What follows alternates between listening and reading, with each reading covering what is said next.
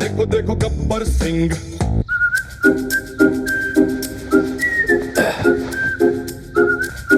అమ్మా, నా పెళ్లి విషయం ఏం చేశావు? వెళ్ళి మీ నాన్నని అడుగు. నాన్న అడగాలంటే నాకు భయం వేస్తుందమ్మా. నాకు త్వరగా పెళ్లి చేసేయండి నాన్న.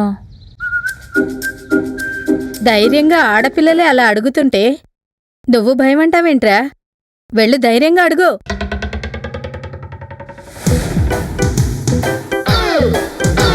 పవన్ కళ్యాణ్, నాగార్జున, ప్రకాష్ రాజ్. వెళ్ళమంటే హీరోల పేర్లు తలుచుకుంటావేంట్రా? ఎక్కువ పెళ్లిళ్ళు చేసుకున్నారు కదా, కాస్త ధైర్యంగా ఉంటుందని. హా?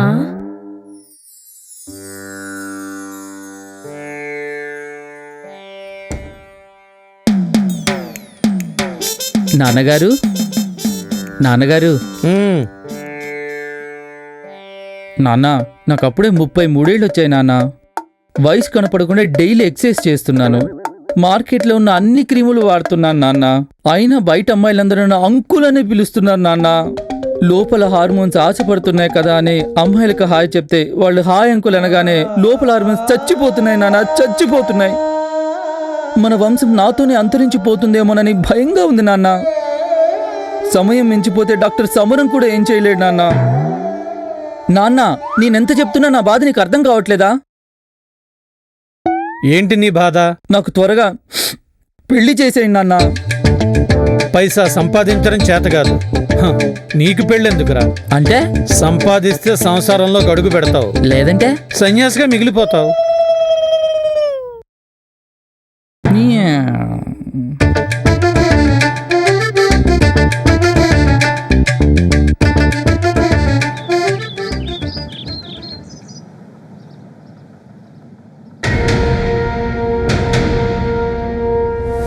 పైసా సంపాదించడం చేత కాదు.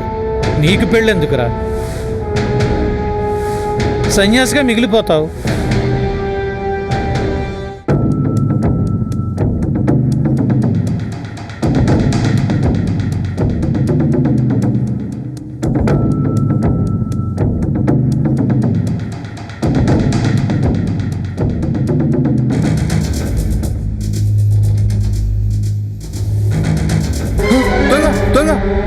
పట్టుకోండి, దొంగ దొంగ. అమ్మా! యావండి త్రివిక్రమ్? ఏంట్రోయ్, తండ్రినే పేరు పెట్టి పిలుస్తున్నావు? చేతిలో పైసలుంటే నోటికి మాత్రం పొగరుంటుంది.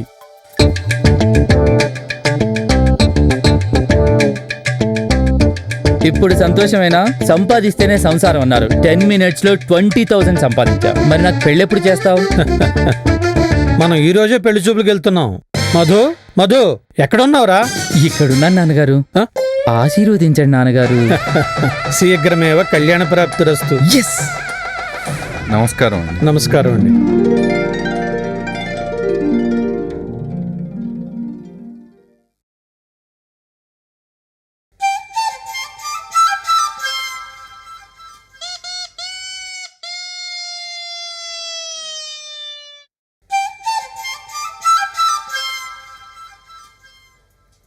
రే, ఏంట్రా ఇది?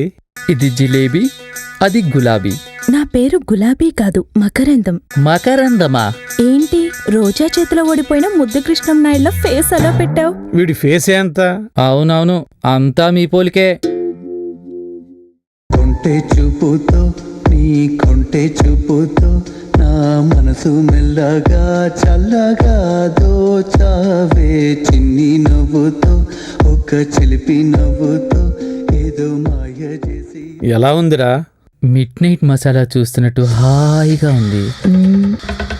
బై మిస్టేక్ లో. అందుకే అర్ధరాత్రి దాకా అడ్డమైన ఛానల్స్ చూడొద్దనేది. ఇంతకీ అమ్మాయి నచ్చిందా? నచ్చింది కానీ. మళ్ళీ కానీ ఏంట్రా? అంటే అమ్మాయి మనం వచ్చినప్పటి నుంచి కూర్చొనే ఉంది. కొంపదీసి కుంటిదేమోనని డౌట్గా ఉంది. ఒక్కసారి అటు ఇటు నడవమని చెప్పవా ప్లీజ్? అమ్మా, నువ్వైనా చెప్పవే. అమ్మాయి, ఒకసారి అటూ ఇటూ నడవమ్మా. అమ్మా, మెల్లగా. నిజంగా కుంటిదేమో. కాళ్ళు కరెక్ట్గానే ఉన్నాయే.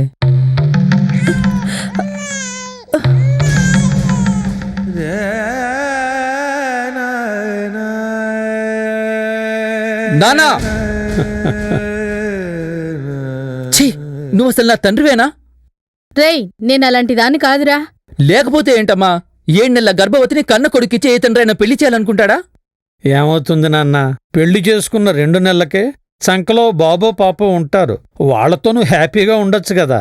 ఎవడో కష్టపడితే పుట్టేవాడితో నేనెలా హ్యాపీగా ఉండగలను నాన్న? కదా, ఎవరో కష్టపడి సంపాదించిన సొమ్ముని 10 నిమిషాల్లో కొట్టుకొచ్చి సంతోషంగా ఉండమన్నావే, ఈ సొమ్ముతో నేను సంతోషంగా ఎలా ఉండగలను నాన్న?